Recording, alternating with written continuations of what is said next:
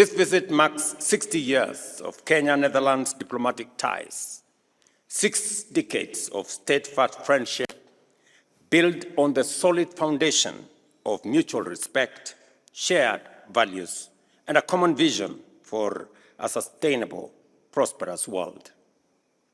Our dynamic partnership spans agriculture, trade, health, and climate action.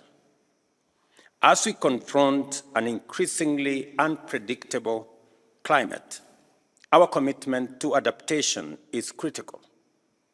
The erratic nature of water, either too much or too little, has deeply affected our people, disrupting crops, livestock, infrastructure, and homes.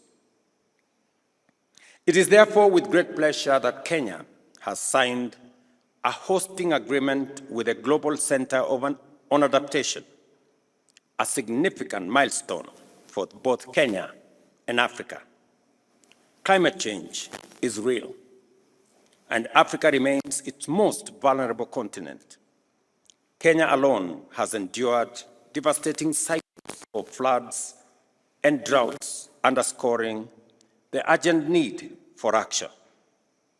We are honored to host the African headquarters of GCA, a critical organization which has already integrated $1 billion in climate adaptation investments in Kenya's development projects and aims to climate-proof $25 billion in investments across Africa.